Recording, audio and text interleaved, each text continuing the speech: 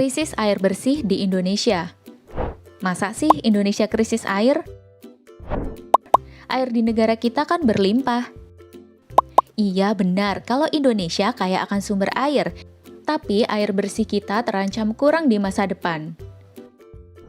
Menurut studi World Resource Institute, Indonesia memiliki resiko tinggi mengalami krisis air di tahun 2040. Bahkan di tahun 2020, Bappenas sudah melaporkan kalau sebagian besar daerah di Jawa dan Bali sudah masuk kategori langka hingga kritis air bersih. Di tahun yang sama, studi dari Kemenkes menunjukkan kalau 7 dari 10 rumah tangga Indonesia mengonsumsi air minum yang tercemar bakteri E. coli yang biasa ditemukan di tinja. Jadi, selain air bersih yang memang sulit terjangkau atau mahal di beberapa daerah, air yang ada juga sebagian tidak tergolong bersih untuk konsumsi manusia. Lalu, air seperti apa ya yang dikatakan bersih? Nah, ada 3 indikator yang harus dipenuhi untuk memastikan air bersih. Pertama, indikator fisik atau yang terlihat dari luar. Air bersih harus jernih, tidak berwarna, tidak berasa, dan tidak berbau. Kedua, indikator biologi. Air bersih tidak boleh mengandung bakteri yang dapat menyebabkan penyakit, misalnya E. coli dan Salmonella. Ketiga, indikator kimia. Air bersih harus memiliki pH yang netral, tidak terlalu asam atau basa, nilai BOD atau Biochemical Oxygen Demand dan COD atau Chemical Oxygen Demand yang rendah, serta kandungan bahan kimia yang masih dalam batas aman. Air yang memenuhi kriteria ini tidak terhitung banyak. Sekitar 97% air di bumi justru berupa air laut yang asin. Hanya 3% saja yang berupa air tawar. Dan dari air tawar ini hanya sebagian yang memenuhi kriteria air bersih seperti yang disebut tadi. Semakin lama air bersih yang kita punyai ini semakin menurun, seperti yang diprediksikan oleh BPS pada tahun 2020 berikut. Lalu, kenapa ya air bersih kita semakin langka? Ini karena persediaan menurun, tapi kebutuhan meningkat.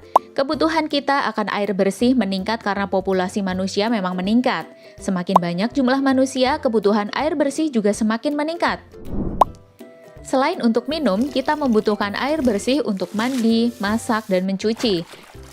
Dalam jumlah besar, air juga dibutuhkan untuk proses industri, pertanian, peternakan, sampai transportasi.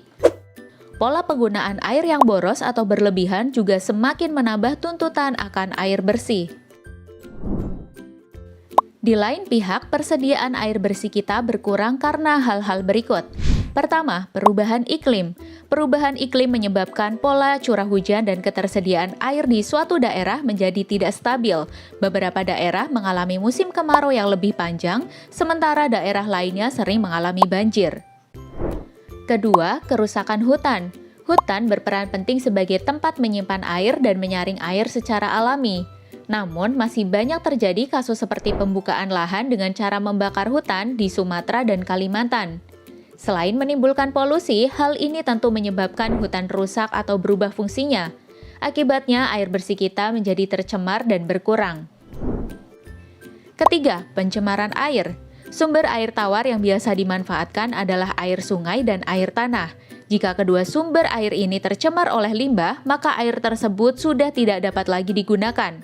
Menurut data WWF pada tahun 2019, sudah 82% dari 550 sungai di Indonesia kondisinya tercemar dan kritis. Keempat, pertambahan jumlah gedung dan bangunan yang menutupi area resapan air. Akibatnya, air hujan yang tidak terserap ke tanah langsung mengalir ke sungai dan laut. Pada saat yang bersamaan, masyarakat masih banyak yang memompa air tanah yang makin sedikit. Semua faktor ini menyumbangkan kepada krisis air bersih di Indonesia. Lalu, apa dampak krisis air bersih pada kehidupan kita? Pastinya kelangkaan air akan mengganggu kegiatan sehari-hari kita, seperti minum, mandi, dan mencuci. Jika air yang kita minum tercemar bakteri, berbagai penyakit bisa muncul, seperti kolera, tifus, dan disentri. Kita jadi harus menghabiskan waktu dan biaya untuk membeli air bersih atau sembuh dari berbagai penyakit tadi.